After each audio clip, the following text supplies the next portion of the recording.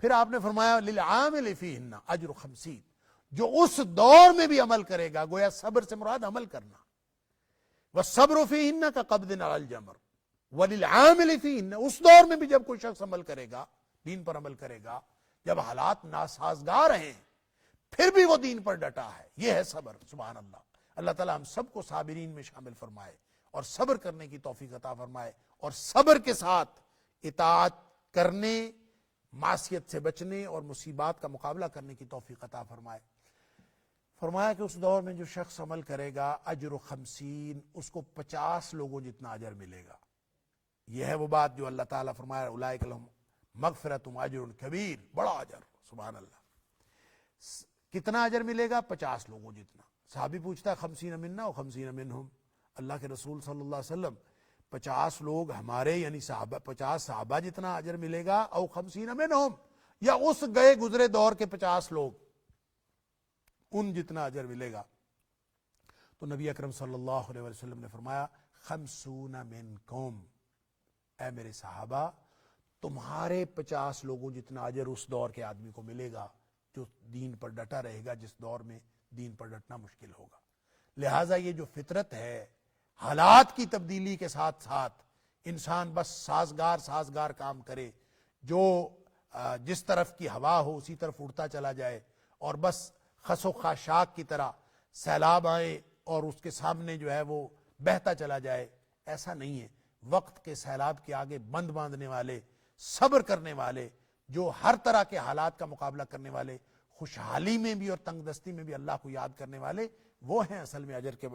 حقدار، اور یہ ان کی فطرت نہیں ہے، یہ فطرت بگڑے ہوئے لوگوں کی، کافروں اور منافقوں کی ہے۔ وَإِذَا نَعَمْنَا عَلَى الْإِنسَانِ أَعْرَضَ وَنَأَىٰ بِجَانِبِهِ وَإِذَا مَسَّهُ الشَّرُّ كَانَ يَئُوسًا۔ یہ بات اس لیے فرمائی کہ پیچھے فرما دیا تھا کہ وَنُنَزِّلُ مِنَ الْقُرْآنِ مَا هُوَ شِفَاءٌ وَرَحْمَةٌ، جس کے پاس قرآن ہے اس کو مایوسی کی کیا ضرورت ہے؟ قرآن اس کے زخموں پر پھاہا رکھنے کے لیے کافی ہے، اس کی نفسیاتی بیماریاں بھی، اس کے باطنی خوف اور خدشے بھی، اس کی جسمانی بیماریاں بھی، ہر چیز، اور رحمت للمومنین، اہل ایمان کے لیے رحمت بھی ہے۔ گویا ہر دور میں، ہر حالات میں یہ خوشخبری دینے کے لیے کافی ہے۔ البتہ جو کافر ہیں ان کو خوشحالی ملتی ہے تو ان کی کیفیت اور ہوتی ہے، بدحالی ملتی ہے تو ان کی کیفیت اور ہوتی ہے۔ فرمایا قل کل یعمل علی شاکلتہ، اے حبیب صلی اللہ علیہ وسلم آپ فرما دیجئے یہ کافر اپنا کفر پر لگے رہیں، منافق اپنے نفاق پہ لگے رہیں، مومن اپنے اہل ایمان جیسے کام کرتے رہیں، نیک عمل کرتے رہیں، ہر کوئی اپنے اپنے معاملے کے مطابق، اپنی اپنی نیت کے مطابق، اپنے اپنے دین، اپنے اپنے طریقے کے مطابق کام کرتا رہے۔ قل آپ فرما دیجئے کل یعمل، ہر شخص عمل کرتا ہے، علی شاکلتہ، اپنی اپنی شاکلہ کے مطابق۔ شاکلہ کا مطلب اپنے اپنے مناسب حال کہہ لے، ہر شخص اپنی حالت اپنے مناسب حالات کے مطابق عمل کرتا ہے، یعنی جس کافر اپنے کفر میں عمل کرتا ہے، منافق اپنے نفاق میں عمل کرتا ہے، مومن اپنے ایمان میں عمل کرتا ہے، ہر شخص، اور اسی طرح زمان و مکان کے حوالے سے جو مناسب حال ہوتا ہے۔ شاکلہ اصل میں ایک لفظ ہے جس کا معنی نیت بھی ہوتا ہے، دین بھی ہوتا ہے، طریقہ بھی ہوتا ہے، مزاج بھی ہوتا ہے، طبیعت بھی ہوتا ہے۔ گویا ہر شخص اپنی طبیعت کے مطابق، مزاج کے مطابق، طریقے کے مطابق، دین کے مطابق، نیت کے مطابق عمل کرتا ہے۔ فَرَبُّكُمْ أَعْلَمُ بِمَنْ هُوَ أَهْدَىٰ سَبِيلًا، پس تمہارا رب خوب جانتا ہے کہ تم میں سے کون شخص جو ہے وہ سیدھے رستے پر ہے، رستے کے اعتبار سے زیادہ ہدایت یافتہ کون ہے، یہ اللہ جانتا ہے۔ اب عمل کرنے والے شخص سب عمل کر رہے ہیں، یہ وہی بات ہے جو اللہ تعالیٰ نے مختلف مقامات پر مختلف اسلوب سے بیان فرمائی، کل حزب بما لدیہم فرحون، ہر شخص اپنے جو اس کا طرز عمل ہے اس پر خوش ہے، جو کچھ اس کے پاس ہے۔ اب ظاہر ہے کہ ہر گروپ، ہر گروہ اور ہر فرد جو کچھ وہ کر رہا ہے وہ صحیح سمجھ کے کر رہا ہے، لیکن صحیح ہے کون یہ اللہ جانتا ہے۔ فَرَبُّكُمْ أَعْلَمُ بِمَنْ هُوَ أَهْدَىٰ سَبِيلًا، اور ظاہر ہے ہدایت کے جو پیرامیٹرز اللہ نے اپنے قرآن میں بتا دیے ہیں وہی ہدایت والا ہے، اور گویا یہ ایک طرح کا چیلنج ہے اور ایک طرح کا جو تحدی ہے جو اس وقت کے کافروں کو بتایا جا رہا ہے کہ تم اپنے اعمال کرو، ہم اپنے عمل کرتے ہیں۔ اللہ اکبر، یا اس کہہ لیجئے تحدید اور وعید ہے کہ جو کافروں کو کہی جا رہی کہ ٹھیک ہے تم اپنے عمل کرتے رہو، اپنے کفر پر ڈٹے رہو، ہم اپنے ایمان پر ڈٹے ہیں، تمہارا معاملہ بھی اللہ کے سپرد، ہمارا معاملہ بھی اللہ کے سپرد۔ جیسے مختلف مقامات پر اللہ کریم نے مختلف باتیں ارشاد فرمائیں، اور اسی بات کو جیسے سورہ ہود میں فرمایا قل للذین لا یؤمنون، جو لوگ ایمان نہیں رکھتے ان کو کہہ دیجیے کہ تم اپنا عمل کرو اور ہم اپنے اعملوا علی مکانتکم انا عاملون، تم اپنے عمل کرو اپنے جگہ پر کھڑے ہوئے، ہم اپنے عمل کرتے ہیں، اپنا اپنا کام کرو، وانتظروا انا منتظرون، تم بھی انتظار کرو ہم بھی انتظار کر رہے ہیں، جو اللہ تعالیٰ تمہارا حشر کرنے والا ہے ہم اس کا انتظار کرتے ہیں، اور جو اللہ تعالیٰ ہمیں اجر اور ثواب اور عزت اور تکریم عطا فرمانے والا ہے ہماری اطاعت اور عاجزی اور اللہ کی نافرمانی سے بچنے کے نتیجے میں، تو ہم اس کا انتظار کرتے ہیں۔ تو گویا یہ آیت ایک طرح کی تہدید و وعید کی حیثیت رکھتی ہے کہ قل کل یعمل علی شاکلتہ، ہر شخص اپنی اپنی نیت طبیعت اور مناسب حال کے مطابق عمل کرتا ہے، فربکم اعلم بمن هو اہدی سبیلا، پس تمہارے رب کو خوب علم ہے بمن هو اہدی سبیلا، کہ کون ہے وہ شخص جو راستے کے اعتبار سے سب سے زیادہ ہدایت یافتہ ہے۔ اللہ تعالیٰ ہم سب کو ہدایت کے راستے پر قائم رکھے۔ گویا ایک پورا پیکج دیا جا رہا ہے کہ عملی طور پر ہدایت کا راستہ، اور آنے والے دنوں میں غلبہ کی بشارت، اور ذاتی باطنی کیفیات اور ظاہری کیفیات، روحانی بیماریاں اور جسمانی بیماریاں، فرد کے معاملات، اجتماع کے معاملات اور امت کا غلبہ، ان ساری چیزوں کا مدار اللہ کا قرآن، سبحان اللہ۔ لہذا جو قرآن والے ہیں وہ اس کے مطابق عمل کرتے ہیں، اور جو قرآن والے نہیں ہیں وہ اپنے اپنے معاملات کے مطابق عمل کرتے ہیں۔ اللہ اکبر۔ وَيَسْأَلُونَكَ عَنِ الرُّوحِ، اے حبیب صلی اللہ علیہ وسلم یہ آپ سے سوال کرتے ہیں روح کے بارے میں۔ قُلِ الرُّوحُ مِنْ أَمْرِ رَبِّي، آپ فرما دیجئے یہ روح جو ہے یہ میرے رب کے حکم سے ہے۔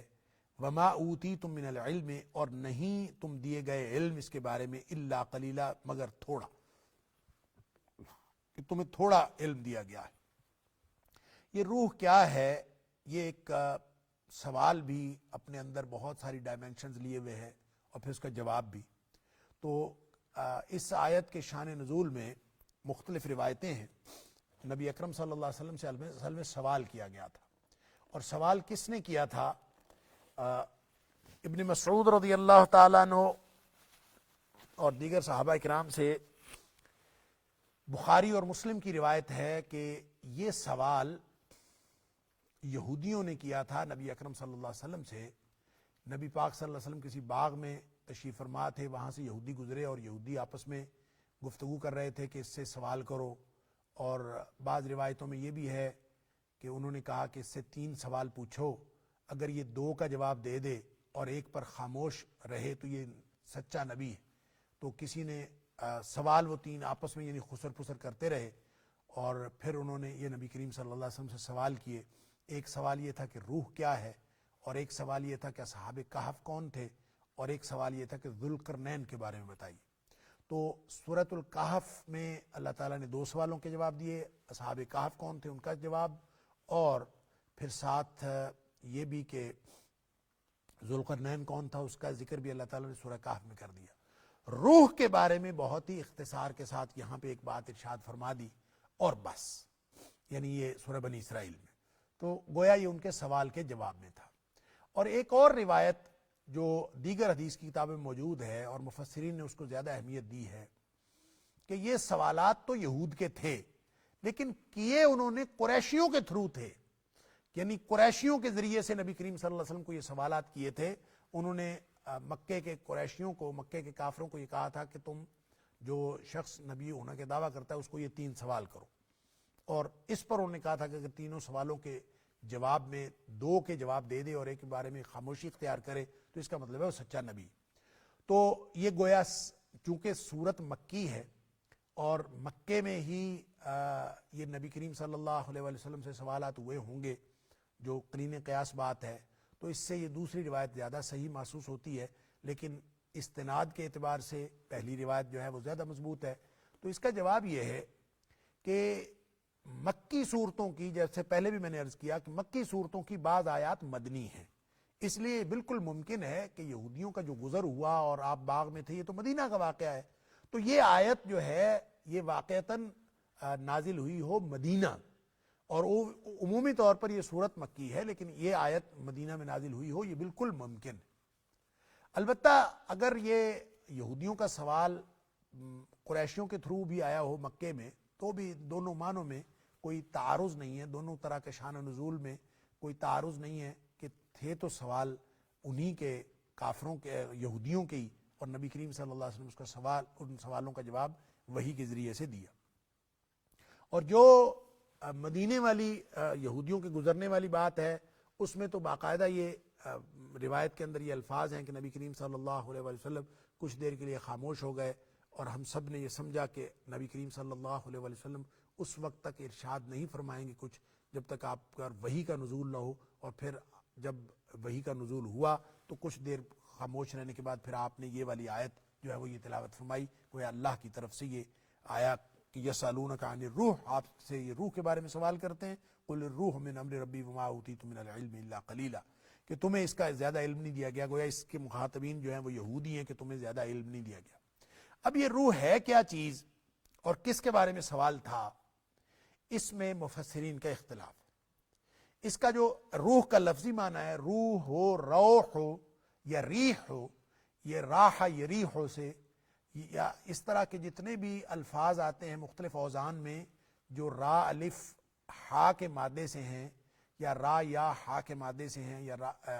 یہ جتنے بھی الفاظ آتے ہیں، ان الفاظ کا بنیادی معنی ہوا کا چلنا، اور ہوا کے چلنے کے حوالے سے ہی بعض اوقات اس میں طاقت کے معنی پائے جاتے ہیں، بعض اوقات اس میں کے اندر اس کو روح جو ہے اس لطیف مادے کو بھی کہہ دیتے ہیں جو انسان کے اندر آتا ہے، اور انسان جو ہے اس سے انسان بنتا ہے، جیسے اللہ تعالیٰ نے فرمایا فَنَفَخْتُ فِيهِ مِن رُوحِي، میں نے اس کے اندر اپنی روح پھونکی، وَنَفَخَ فِيهِ مِن رُوحِهِ، اپنے روح اس کے اندر پھونکی، تو اللہ تعالیٰ نے اس کے اندر روح پھونکی تو انسان کو جس سے زندگی ملتی ہے اس کو بھی روح کہتے ہیں۔ اور روح جو ہے وہ قرآن میں وحی کو بھی کہا گیا، یعنی لفظ روح سے مراد وحی بھی لی گئی ہے، اور لفظ روح سے مراد وحی لانے والا فرشتہ بھی لیا گیا ہے۔ یعنی اگر ہم اس سے مراد وحی لیں، جیسے کہ قرآن کی مختلف آیات میں ہے، جیسے سورہ نحل کے اندر فرمایا يُنَزِّلُ الْمَلَائِكَةَ بِالرُّوحِ مِنْ أَمْرِهِ عَلَى مَن يَشَاءُ مِنْ عِبَادِهِ، کہ وہ روح کو نازل کرتا ہے، یعنی فرشتوں کو نازل کرتا ہے روح دے کر، یعنی اپنی وحی دے کر، من امرہ اپنے حکم سے، علی من یشاء جس پر، من عبادہ اپنے بندوں میں سے جس پر چاہتا ہے۔ اسی طرح سورہ مومن کے اندر فرمایا یلقی الروح من امرہ علی من یشاء من عبادہ، وہ ڈالتا ہے، القاء کرتا ہے اپنی روح کا، یعنی وحی کا معنی دل میں القاء کرنا ہے، تو روح سے مراد وہی القاء ہے جو وحی۔ تو اسی طرح وَكَذَلِكَ أَوْحَيْنَا إِلَيْكَ رُوحًا مِّنْ أَمْرِنَا، سورہ شورى کے اندر فرمایا اسی طرح ہم نے وحی کی آپ کی طرف، کیا وحی کی؟ روحًا من امرنا، یعنی قرآن ہم نے یہ نازل کیا، تو گویا اس سے مراد وحی۔ البتہ روح القدس جو قرآن میں ذکر ہوتا ہے، تو یہ روح سے مراد فرشتہ یعنی جبریل جو لے کے آیا نبی اکرم صلی اللہ علیہ وسلم پر قرآن نازل کرنے والا فرشتہ، روح الامین، نازل بہ الروح الامین، یہ ذکر ہوتا ہے کہ اللہ تعالیٰ نے اس قرآن کو نازل کیا روح امین، یعنی جو امانت دار فرشتہ ہے، اور علی قلبک لتکون من المنذرین، جس نے آپ کے دل پر یہ نازل کیا، تو روح الامین سے مراد جبریل علیہ السلام، اور اس کی وضاحت سورہ بقرہ میں بھی ہوئی فإنہ نزلہ علی قلبک، کہ جبریل علیہ السلام نے یہ آپ کے دل پر نازل کیا ہے، تو وہاں جبریل کا اسپیسیفکلی ذکر ہوا ہے نام لے کر، اور جبریل نے آپ کے دل پر نازل کیا ہے، تو گویا روح الامین سے مراد جبریل فرشتہ ہے۔ تو وہی ایک معنی، وہی لانے والا فرشتہ دوسرا معنی، اور پھر وہ روح جو انسان کو کے اندر زندگی بخشتی ہے یا ہر جاندار کو زندگی بخشتی ہے، یہ وہ بھی ہو سکتا ہے۔ تو کس کے بارے میں سوال تھا؟ مفاہیم تو یہ سارے ہو سکتے ہیں، لیکن یہ سوال کس چیز کے بارے میں تھا؟ اور اسی طرح جب روح کہتے ہیں راء پہ زبر کے ساتھ، تو اس سے مراد خوشی بھی ہوتا ہے، طمانینت بھی ہوتا ہے، انسان کے اطمینان اور انسان کی جو خوشی کی کیفیت، انبساط کی کیفیت ہے، وہ بھی اس سے مراد ہو سکتا ہے۔ لیکن یہاں خاص طور پہ جب ہم اس سیاق و سباق میں دیکھتے ہیں تو لگتا ہے اس سے مراد وہی ہے، کیونکہ اس سے پیچھے بھی قرآن کا ذکر ہو رہا تھا اور وحی کا ہی ذکر ہوا ہے، اور آگے بھی اس آیت کے بعد کی جو آیات ہیں خاص طور پر اس میں قرآن ہی کا ذکر ہے، قرآن کو بطور وحی کے بھی ذکر ہوا ہے، قرآن بطور معجزے کے ذکر ہوا ہے، اور پھر مختلف قسم کے معجزے انہوں نے مانگے، اور ان کو ان کے سوالات کا ذکر بھی ہے، اور وحی کے بارے میں ان کے جو مختلف اشکالات تھے کہ ہمارے اوپر فلاں معجزہ آ جاتا، فلاں معجزہ آ جاتا، یہ اس کے بعد ذکر ہوگا. تو یہ سیاق و سباق میں جہاں یہ سوال آیا ہے تو یہی سیکوینس یہی بتاتا ہے کہ یہاں روح سے مراد وحی ہے، کہ انہوں نے اصل میں وحی کی ماہیت کے بارے میں سوال کیا تھا. سوال تو یہودیوں کا ہی تھا، چاہے انہوں نے ڈائریکٹ مدینہ منورہ میں نبی اکرم صلی اللہ علیہ وسلم سے سوال کیا اور چاہے انہوں نے قریش کے ذریعے سے سوال کیا مکہ مکرمہ میں.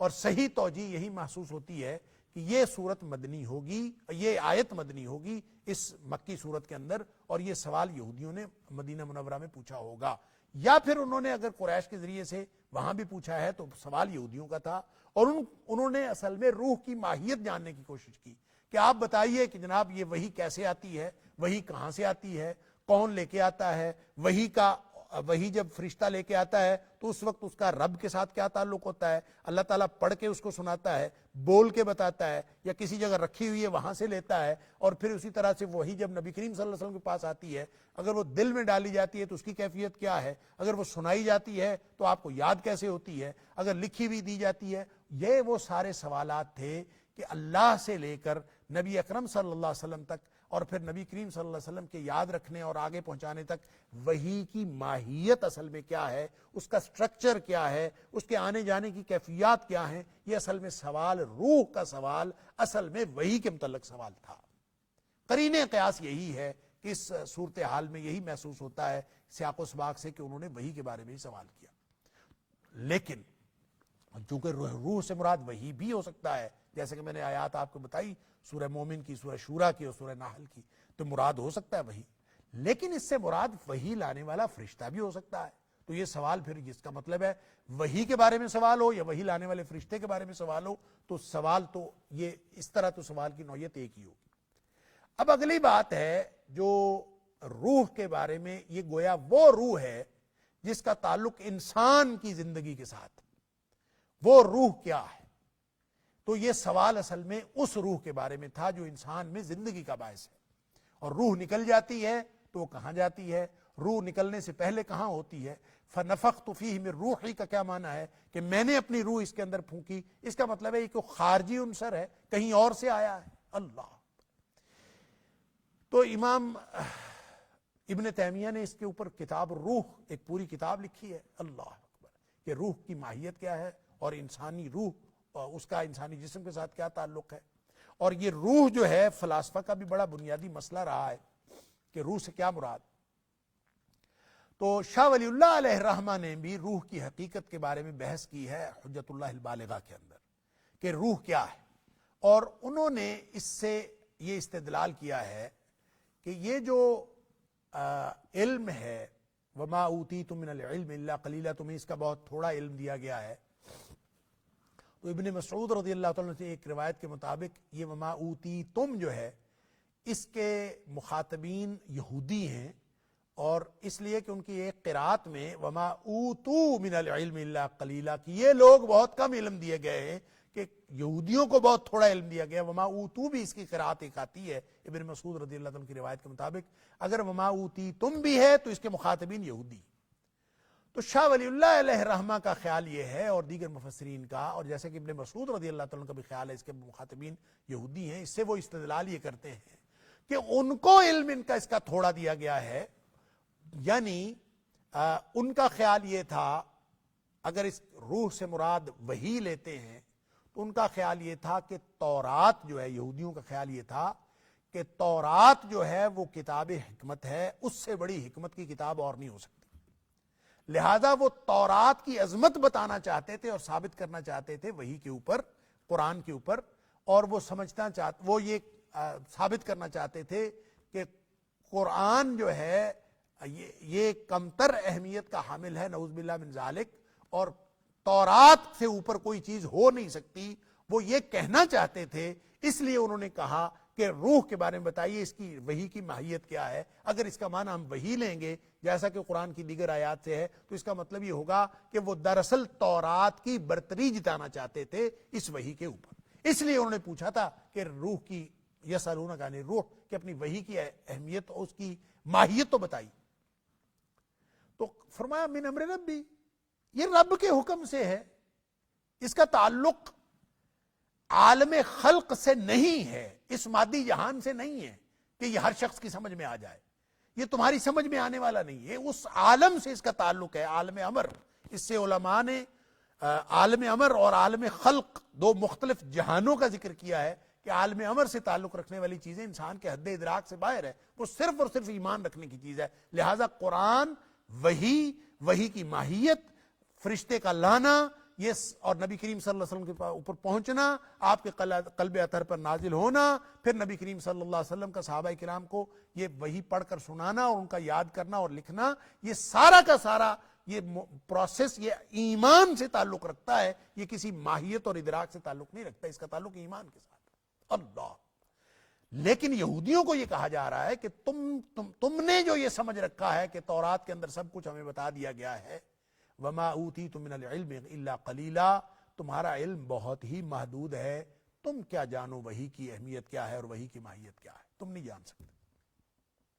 اور اگر اس روح سے مراد انسانی روح ہے جو انسان کے اندر زندگی کا باعث ہوتی ہے، تو بھی یہ یہودیوں سے کہا گیا ہے کہ تمہیں نہیں پتا، اور اس سے استدلال کرتے ہوئے مفسرین لکھا ہے کہ اہل ایمان اور امت محمدیہ کے افراد، ان کے پاس بھی اس کا علم نہیں ہے، یہ اس سے مراد نہیں ہے، گویا اللہ تعالیٰ نے ان کو علم دیا ہے۔ لہٰذا جب امام ابن تیمیہ نے کتاب الروح لکھی یا دیگر جو فلاسفہ متکلمین اس کے اوپر گفتگو کرتے رہے، یا شاہ ولی اللہ نے اس کے اوپر گفتگو کی ہے، تو شاہ ولی اللہ کا خیال بھی ہے یہ ہے کہ اہل ایمان کو اللہ تعالیٰ نے اس کا شعور دیا ہے کہ روح کیا ہے، لہٰذا وہ روح کے اوپر گفتگو کرتے ہیں۔ وگرنہ تو اگر یہ روح قل الروح من امر ربی کہ رب کے حکم سے ہے تو گویا عالم امر کی چیز ہے، اس کے اوپر گفتگو کرنا درست نہیں ہے، اس کے بارے میں سوالات کرنا درست نہیں ہے، اللہ کا حکم ہے۔ عالم امر کی چیزیں ہمیں پتہ ہی نہیں ہے، ان عالم امر کی چیزوں کا جب ہمارے ادراک سے باہر ہے تو ہم اس کے بارے میں کیسے سوالات کر سکتے ہیں کہ وہ کیا ہے اور کیا نہیں ہے۔ لیکن جب اس کا تعلق اس علم کے ساتھ ہوگا جو اللہ نے اس وحی کے ماننے والوں کو عطا فرمایا ہے، تو امام جو شاہ ولی اللہ علیہ الرحمہ کہتے ہیں کہ علم ہے انسان کیا کے پاس اس کا، یعنی امت محمدیہ یہودیوں کو کہا گیا تھا تمہیں بہت تھوڑا علم دیا گیا ہے، اور اس امت کو اس کا علم دیا گیا ہے، اور اس کی وجہ سے پھر شاہ ولی اللہ علیہ الرحمہ نے اس کی وضاحت کرنے کی کوشش کی ہے۔ اور جیسے میں نے عرض کیا کہ بہت سارے جو متکلمین ہیں انہوں نے روح پر بات کی ہے، حتیٰ کہ روح اور جسم اور اس کا باہمی تعلق یہ تو ان قدیم مسائل میں سے ہے جو فلاسفہ کے ہاں بہت قدیم دور سے، یہ دیکھیں قدیم دور سے یہ زیر بحث رہے ہیں۔ دیکھ لیجئے کہ جب ہم فلسفے کی ابتدا کو دیکھتے ہیں تو فلسفہ عام طور پہ اور حکمت کی باتیں عام طور پہ اس کی تاریخ کا آغاز فلسفہ یونان سے کیا جاتا ہے، اور یونانیوں میں جو 2000 سال قبل مسیح سے لے کر 1000 سال قبل مسیح تک کا دور ہے، اس کو یعنی ایسا دور کہا جاتا ہے جو بالکل ایک مسٹری کا دور ہے، اور اس میں بالکل ہر چیز جو ہے وہ اسطوریاتی دور، کہانیوں کا دور، اور اس میں ہر چیز جو ہے وہ ایک خاص قسم کی جو مافوق الفطرت کہانیوں میں چھپی ہوئی تھی، اور کسی کے پاس کوئی اتھینٹک نالج نہیں تھا، لوگ بس ایسے کہانیاں سناتے تھے اور مختلف چیزوں کے بارے میں کہانیاں بنائی ہوئی تھی، تو ان کو ڈارک ایجز فکر کے اعتبار سے کہا جاتا ہے۔ اور 1000 قبل مسیح سے لے کر جو آنورڈ جو وقت گزرا ہے، اور خاص طور پہ تیسری چوتھی صدی قبل مسیح جس میں افلاطون، سقراط، افلاطون اور ارسطو، یہ 3 بڑے دانشور آئے ہیں، 3 بڑے فلسفی اور حکیم دانا جن کو کہا جاتا تھا، یہ آئے ہیں، تو وہ دور عروج ہے فلسفہ یونان کا، تو گویا اس وقت فکر نے بڑی ترقی کر لی تھی۔ لیکن یہ والا مسئلہ جو روح اور جسم کا ہے، اس پر گفتگو اگرچہ دور عروج میں بھی ہوئی، ارسطو، افلاطون اور سقراط نے بھی روح اور جسم کے اوپر بات کی۔ سقراط کا تو خیر فوکس ہی نالج تھا اور اس میں بہت زیادہ اس کے اوپر بحث نہیں ملتی، البتہ سقراط کے ارسطو کے ہاں اور افلاطون کے ہاں یہ روح اور جسم کی بڑی بحث ہے، اور اس نے تو جو عالم امثال کا، ورڈ آف آئیڈیاز کا ذکر کیا ہے اور اس کا ایک تصور دیا ہے دنیا امثال کا، افلاطون نے اس کا تعلق ہی سارا روح کے ساتھ ہے، تو یہ ایک بڑی دلچسپ بحث اور بڑی تفصیل رکھنے والی اور بڑے تفصیلی پہلو رکھنے والی بحث ہے۔ لیکن اس کا آغاز جو ہے وہ 8ویں صدی قبل مسیح میں کہتے ہیں آتا ہے کہ جب ایک گویا شاعر تھا جس کا نام تھا اورفیس، اور اس نے یونانیوں کے ہاں اس نے پہلی دفعہ یہ جسم اور روح کی دوئی کا تصور دیا تھا، اور پہلی دفعہ علوم کی دنیا میں یہ تصور اور یہ شعور آیا تھا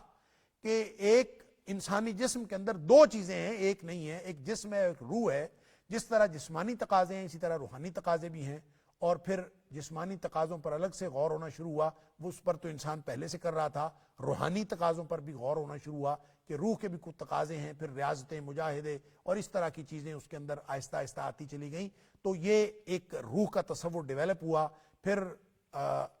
یہ روح کا جسم کے ساتھ تعلق کیا ہے، اس پہ بہت ساری گفتگو ہوتی رہی، اور افلاطون تو یہ تک کہتا ہے کہ روح بالکل ایک خارجی چیز ہے، خارج سے آتی ہے، خارج میں چلی جاتی ہے، اور ارسطو نے جب اس کی دنیا امثال کا توڑ کرنا تھا اور اس نے کہنا تھا کہ حقیقت جو کچھ بھی ہے اسی دنیا میں ہے، اسی مادی دنیا کے اندر ہی حقیقت ہے، اگرچہ حقیقت تصوراتی ہو لیکن اسی کے اندر ہے، تو وہ یہ کہتا ہے کہ روح انسانی جسم کے اعضاء کے جڑنے کے ساتھ ایک آہنگ پیدا ہوتا ہے، جس طرح موسیقی کے تار جو ہیں آپس میں جڑے تو ایک آہنگ پیدا ہوتا ہے، تو اس سے وہ جو جب تک وہ تار جڑے رہتے ہیں آہنگ موجود رہتا ہے، اور جب تار توڑ دیں تو آہنگ ختم ہو جاتا ہے۔ اسی طرح انسان کے جسم کے اعضاء جب ایک خاص ترتیب سے جڑتے ہیں تو ان کے اندر زندگی پیدا ہو جاتی ہے، اور وہی روح کہلاتی ہے۔ جب ان کے اعضاء کو بکھیر دیں تو وہ آہنگ ختم ہو جاتا ہے۔ تو یہ اس طرح کی یہ بحثیں تو پہلے سے چل رہی تھیں، البتہ شاہ ولی اللہ علیہ الرحمہ نے جو بات کی ہے وہ اگرچہ اس سے ملتی جلتی ہے، لیکن وہ روح کو دو حصوں میں تقسیم کرتے ہیں۔ وہ کہتے ہیں روح کی دو قسمیں ہیں۔ روح ایک وہ ہے جو روح جسمانی ہے، یعنی یا جس کا تعلق انسانی نفس کے ساتھ ہے، جو اس کے ساتھ جڑتی ہے۔ اب یہ بھی بحث ہے کہ انسان کا نفس اور روح کیا ان میں فرق ہے، روح اور چیز ہے اور نفس اور چیز ہے؟ اللہ اکبر۔ لہذا اس بحث کو تو علماء نے یوں کنکلوڈ کیا ہے کہ روح دراصل روح خداوندی ہے، روح الہی ہے، وہ انسانی جسم میں پھونکی جاتی ہے تو انسان زندہ نظر آتا ہے، جب وہ واپس چلی جاتی ہے تو اس کی زندگی ختم ہو جاتی ہے۔ جب تک اس کا اتصال جسم کے ساتھ رہتا ہے تو یہ نفس کہلاتا ہے۔ لہذا ایک روح کی وہ کیفیت ہے، روح کی وہ قسم ہے جو انسان کی پیدائش سے لے کر موت تک ایک ہی جیسی رہتی ہے، وہ ہے انسان کی ذات۔ جو خارجی چیز ہے، نورانی نقطہ ہے، باہر سے آئی ہے، اس کی اپنی خصوصیت ہے، اس کی فطرت کے اندر راستی اور نیکی ہے، وہ اس کی خصوصیات کو شاہ ولی اللہ نے ملکیت کہا ہے کہ وہ اپنے اندر ایک فرشتوں کی سی کیفیت لے کے آتی ہے، وہ باہر سے آتی ہے، اس کی فطرت میں نیکی اور راستی ہے، اور دوسری طرف بہیمیت جو جسمانی تقاضے ہیں، حیوانیت ہے، یہ دونوں جڑتے ہیں۔ ملکیت اور بہیمیت کا ہمیشہ یہ رہتا ہے، آپس میں کشمکش رہتی ہے، اور جس کی قوت ملکیہ غالب آ جاتی ہے قوت بہیمیہ کے اوپر، وہ اللہ کے ہاں کامیاب ہو جاتا ہے۔ بہرحال جب اس کی موت آتی ہے تو وہ واپس چلی جاتی ہے۔ ایک تو یہ نورانی نقطہ ہے۔ دوسری جو روح ہے جسمانی، یا اس کو نسمہ بھی کہا جاتا ہے، کہ جس کا تعلق جسم کے ساتھ ہے، اور اس کو شاہ ولی اللہ علیہ الرحمہ نے حجت اللہ البالغہ کے اندر بالکل اسی طرح کی بات کی ہے جس طرح ارسطو نے کہا کہ جیسے موسیقی کے تار باہم ملتے ہیں تو ایک آہنگ پیدا ہوتا ہے، تو ان کے کہنے کا انداز یہ ہے کہ اللہ تعالیٰ نے انسانی جسم کو مختلف اخلاط کا مجموعہ بنایا ہے۔ خلطیں ہوتی ہیں مختلف، اطباء کے ہاں یہ خلط بڑی اہم چیز ہے، تو مختلف اخلاط اور خلطیں جب آپس میں ملتی ہیں تو انسان کے اندر ایک بھاپ قسم کی کیفیت پیدا ہوتی ہے جو اس کو زندگی عطا کرتی ہے۔ وہ بھاپ جس کا تعلق جسمانی خلطوں کے ساتھ ہوتا ہے وہ ہے نسمہ یا روح جسمانی جو انسان کے اندر رہتی ہے۔ تو شاہ ولی اللہ نے اپنے تئیں یہ گویا مسئلہ حل کر دیا کہ ایک روح کی وہ کیفیت ہے جو جسمانی اعضاء کے ساتھ ایک بھاپ کی سی کیفیت ہے، ہوا کی سی کیفیت پیدا ہوتی ہے جو ظاہری اس کے اعضاء کے استعمال کے لیے استعمال ہوتی رہتی ہے، جس کو آپ حرارت بھی کہہ سکتے ہیں، اور جب انسان کا جسم ٹھنڈا ہو جاتا ہے تو گویا وہ حرارت نکل جاتی ہے، اور یہ ہوتی اسی وقت ہے جب وہ روح جو خارجی عنصر ہے وہ اس کے ساتھ اتصال کرتی ہے، جب وہ انفصال کرتی ہے تو یہ بھاپ ختم ہو جاتی ہے۔ یہ نسمہ اس کو کہتے ہیں، وہ روح جسمانی ہے، نسمہ ہے۔ نسمہ کا لفظ بھی حدیث سے لیا ہے، نبی اکرم صلی اللہ علیہ وسلم نے ما من نسمۃ کائنۃ الا وہی کائنہ، کوئی بھی روح اس جسم میں آنی ہے، نسمہ سے مراد روح، کوئی بھی جان، کوئی بھی ذی نفس ذی روح اس میں دنیا میں جو آنا ہے وہ آ کے رہنا ہے. نبی کریم صلی اللہ علیہ وسلم نے وہ ازل کے حوالے سے بات فرمائی تھی جب لوگوں نے پوچھا تھا کہ ازل کر لیا جائے,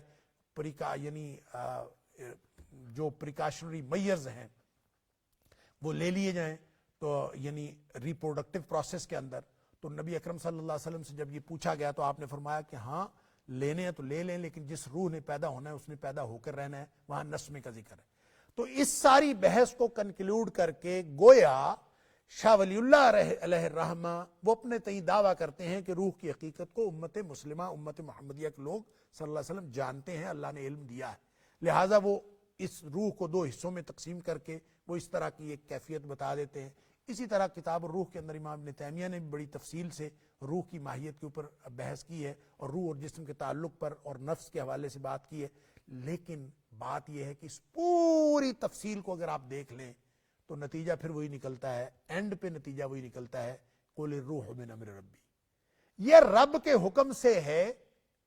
اور یہ حکم ربی نہیں ہے, حکم ربی سے ہے, عالم امر سے اس کا تعلق ہے. اور جو چیز عالم امر کی ہوتی ہے, عالم خلق میں رہنے والا انسان اس کی ماہیت کو نہیں جان سکتا. تو اس لیے اس سے مراد, اس سوال کے جواب سے مراد جو کچھ بھی ہو اس کا نتیجہ یہی ہے. آپ جتنی مرضی بحث کرتے جائیں, اس کا نتیجہ یہ ہے کہ یہ اللہ کا حکم سے ہے. اللہ کا حکم ہوتا ہے تو انسان زندہ ہوتا ہے, اللہ کا حکم ہوتا ہے تو انسان فوت ہو جاتا ہے. اندر گئی ہوئی سانس باہر نہ آئے, یا باہر گئی ہوئی سانس اندر نہ آئے, یہ سب کچھ اللہ کے حکم سے ہو رہا ہے. جو اندر جاتی ہے سانس باہر آتی ہے, جب اللہ کا حکم ہوگا تو یہ سب رک جائے گا. اس کا مطلب ہے روح کی ماہیت اور کیفیت کو ہم نہیں جان سکتے. تو اگر اس کا وحی کا معنی لیں تو بھی ہم نہیں جان سکتے. اگر اس کا تعلق انسانی روح کے ساتھ ہے, جو انسانی جسم کے ساتھ اتصال کے بعد نفس کہلاتی ہے, انسان کی ذات کہلاتی ہے, تو جب شاہ ولی اللہ نے 2 الگ الگ کیے تو انہوں نے کہا کہ وہ جو نورانی نقطہ, جو خارجی عنصر ہے, وہ پیدائش سے لے کر موت تک, بلکہ موت کے بعد بھی وہ ذات ہے, وہ ویسی کی ویسے رہتی ہے. یعنی پیدا ہوا تو زید تھا, لڑکا ہوا تو زید تھا, بڑا ہوا تو زید تھا, بوڑھا تو زید, فوت ہو گیا زید, فوت ہو جانے کے بعد بھی تذکرہ ہے تو زید. اس کی ذات بدلتی نہیں ہے. یہ ہے وہ خارجی عنصر. روح اصل میں ذات ہے. جو بھاپ پیدا ہوتی ہے جسمانی خلطوں کی وجہ سے, وہ چینج ہوتی رہتی ہے. وہ بچپن میں اور طرح کی روح ہوتی ہے, وہ کہتے ہیں بڑی بے قرار روح ہے, بڑی ایسی روح ہے, بڑی فلاں ہے, اور یہ چینج ہوتی رہتی ہے. لڑکپنے میں اور طرح کی ہوتی ہے, بڑھاپے میں اور طرح کی ہوتی ہے, جوانی میں اور طرح کی ہوتی ہے. تو وہ کہتے ہیں ساری تبدیلیاں نسمہ یا روح جسمانی میں ہوتی ہیں. واللہ عالم بالصواب. آخر میں اس کا نتیجہ یہ نکلتا ہے کہ اللہ ہی بہتر جانتا ہے, اور اللہ کے حکم کو اور عالم امر کی چیزوں کو پورا ادراک کرنے کی ہم اس صلاحیت ہی نہیں رکھتے. لہذا اس سے مراد قل